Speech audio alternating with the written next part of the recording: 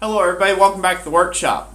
So, before you all laugh, yeah, I am dirty. This is my outfit I wear whenever I'm polishing copper up and working with it. It gets to be quite the dirty job. You know, that fine little copper dust gets about everywhere. So, you know, this is kind of to protect my clothes, and obviously this is to protect my lungs, which is definitely needed whenever you're doing copper work like this. You probably see the, yeah.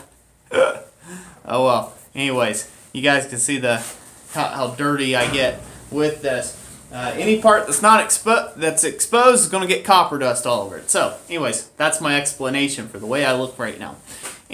Let's get into why I'm taking and doing this video. So, like you clicked on the thumbnail, this is a little review of my little Bosch angle grinder that I have here.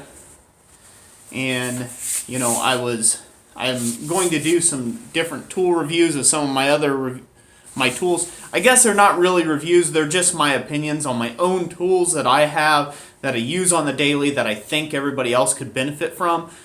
So, you know, I hope you like this video. We're going to get into me using it here in a minute and just doing some time-lapse on a really large copper bowl that I'm working on here. I got a light right above my head. Yeah, anyways, I've got a really large copper bowl that I'm working on. It's a baptismal basin for a church. And so I just got that. This is what I take and clean it up with. Now you can see the guard's gone on it right now. It does come with a guard. I just take it off for this polishing step just because there's no point in having it on there. There's not really anything to get your hands wrapped up in. You're mainly using this handle, and that's further enough away. It's hard to show on camera. Yeah, there's not really a pinch point or anything like that. So the guard's not needed. In fact, in some cases, when I'm using this, like in this orientation, that guard can actually get to be quite a nuisance. It can end up scraping stuff. But anyways, I digress. So I'm just doing some tool reviews and some things about my tooling. Hopefully that'll help everybody out. There will be a link to where you can find this Bosch angle grinder online on Amazon. It's an affiliate link that I'll put down the description box down below. It does help to support the channel if you decide you want to buy through the link. If you go through the link, you don't get any discount or anything like that, but I get a little small commission for directing traffic to Amazon, and that's how Amazon affiliate links, when people are putting links in their description boxes. That way everybody's got transparency there. So, you know, that's a great way of supporting the channel if you're going to buy the tool anyhow. If you're not going to buy the tool, don't worry about it. So, this that I'm using right now is a Bosch AG50-11VS. That's a AG50-11VS, and that's a Bosch angle grinder. This here is a 5-inch angle grinder. It's not a 4.5, it's a 5-inch angle grinder, and they make several different variations of this, but this is an 11 amp model. I think that's what the VS11 is. It's 11 amp. If I remember correctly, it's 11 amp. And, you know, the 50 or the 50 in that nomenclature there is for the 5-inch portion of it. If it was a 4-inch, it would be 45. You know, if it was like 4.5-inch angle grinder or whatever, or it'd be a 40 if it was a 4-inch or whatever. But the main reason why I bought this angle grinder at the time was because I was using Harbor Freight angle grinders, and I was burning up through those at the pace of about 2 of them a week. With what I do hundreds and hundreds of hours of this type of work in all throughout the summer months, and just really all throughout the year, really. I do a lot with my angle grinders in the shop. They're very handy tools. So I decided I'd upgrade to go to the Bosch, and I've always liked Bosch tools in the past. I figured I'd give this one a shot, and so far this thing has worked out well. I have probably put on at least 500 to 600 hours of run time on this, at least, and it is running beautifully still. Now, They recommend you replacing the service brushes, a panel there and there. They recommend you changing those out every now and then. I probably never will.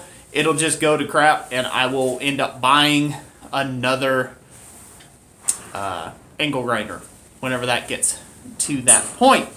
So one of the main reasons why I bought this, one of the things I like most about it, is if you can see right there, that there is a variable speed selector switch. Right there is 6, that's the highest it goes, that's full power, and then you can crank it all the way down to where it barely does anything at 1. So at 1 speed,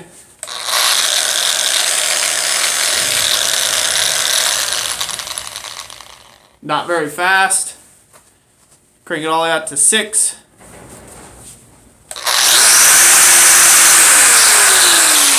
So that is very handy, especially in doing any sort of sanding work or polishing work. I know that there's a lot of blade makers that are on the channel. I'd highly recommend getting one of these, especially if you don't have a bench grinder, you know, like a belt grinder. If you don't have one of those yet, I've seen a lot of guys do some pretty good work with angle grinders, their own angle grinders. This would be a huge improvement over a Harbor Freight grinder any day for doing that. Then again, it depends on how much you're going to use it. This is a professional tool. It works awesome, and it's meant for really long runtime hours. At least that's my experience with it. So I hope you guys enjoy this little time lapse here at the end, me using the tool and all that whatnot.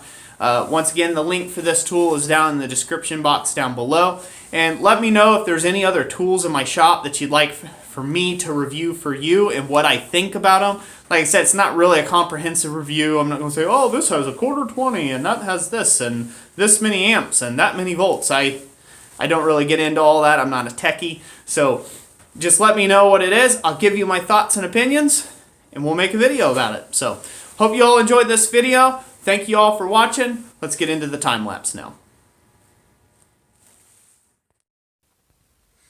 Okay, everybody, so I decided to give you a little bit of commentary with this little short time lapse here. As you can tell, it's about 1:50 long. But, you know, I just kind of wanted to show the tool in use and how it can actually take and make you some money. So I'm going to just go ahead and point this out here about my tools and that I am suggesting. I am not going to suggest tools to anybody or any tools whatsoever to anybody that's not going to make you money. And ultimately, that's my main goal with my blacksmithing.